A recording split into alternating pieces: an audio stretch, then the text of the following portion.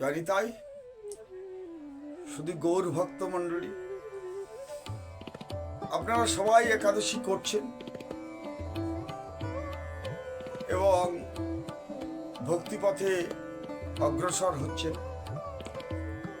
আমাদের বহু জন্মের স্বীকৃতি ছিল যে এই রাম মন্দির উদ্বোধন হচ্ছে, আর সেই সময় আমাদের জন্ম হয়েছে, আমরা দেখছি, উপলব্ধি করছি। যাই হোক, পৌষ মাসের কৃষ্ণপক্ষে যে একাদশী আসছে, একদিন ভগবান শ্রীকৃষ্ণকে যুধিষ্ঠির জিজ্ঞাসা করলো যে পৌষ মাসের কৃষ্ণপক্ষে যে একাদশী তিথি আসছে, এই একাদশীর নাম কি, একাদশীর মহত্ব কি, বা একাদশীর দেবতা কি? এই একাদশীর মহত্ব ব্রহ্মাণ্ড পুরাণে কৃষ্ণ যুধিষ্ঠির সংবাদে এই তিথির মহত্ব বর্ণনা করা আছে। তো শ্রীকৃষ্ণ বললেন, হে মহারাজ, আমি আপনার প্রতি স্নেহবশত ভালোবেসে এই একাদশীর মহত্ব বলছি। যাকে তাকে তো আর জ্ঞান দেওয়া যায় না, যাকে তাকে তো বলা যায় না, নিজজনকে।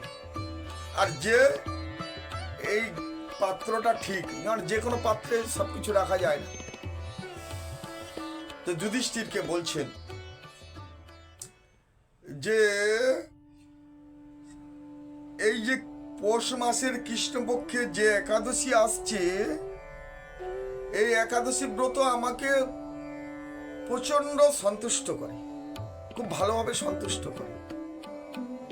এবং যদি বহু দান দক্ষিণা যজ্ঞ আদি দ্বারা যে ফল লাভ হয়, তার চেয়ে বেশি ফল লাভ হয় এই একাদশী পালন করে রাত্রি জাগরণ করলে। পৌষ মাসের কৃষ্ণপক্ষী একাদশীর নাম সফলা। এই একাদশী যেমন নাগেদের মধ্যে শেষ নাগ শ্রেষ্ঠ, পক্ষীদের মধ্যে গরুর শ্রেষ্ঠ, মনুষ্যদের মধ্যে ব্রাহ্মণ শ্রেষ্ঠ, দেবতাদের মধ্যে নারায়ণ শ্রেষ্ঠ, তেমনি সমস্ত ব্রতের মধ্যে এই সফলা একাদশী শ্রেষ্ঠ। বহু হাজার বছর তপস্যা করে যে ফল লাভ না হয়, এই সফলা একাদশী করলে সেই ফল লাভ। বলছি, বলে শোনো, বহু পুরাকালে মহিষ্মত নামক এক রাজা চম্পাবতী নগরে রাজত্ব করত। তার 4টে ছেলে ছিল। এখন বড় ছেলেটা অতিরিক্ত আদর পেয়ে, বাবার অর্থ আছে এই ভেবে লম্পট চরিত্রহীন হয়ে পড়ল। সে পরস্ত্রী গমন, ব্রাহ্মণ বৈষ্ণব এবং দেবতাদের নিন্দা সমস্ত কিছু করতে লাগলো। তখন রাজা বহু দুঃখে বড় ছেলেকে পরিত্যাগ করলো, ত্যায্য পুত্র বলে যাকে বলে, বা ত্যাগ করলো। তুমি বেরিয়ে যাও, তোমার দ্বারা আমার নিন্দা হচ্ছে। বড় পুত্রকে ত্যাগ করলো। ত্যাগ করার পর সেই লুম্ভক কি করতে লাগলো, কিছুদিন চুরি,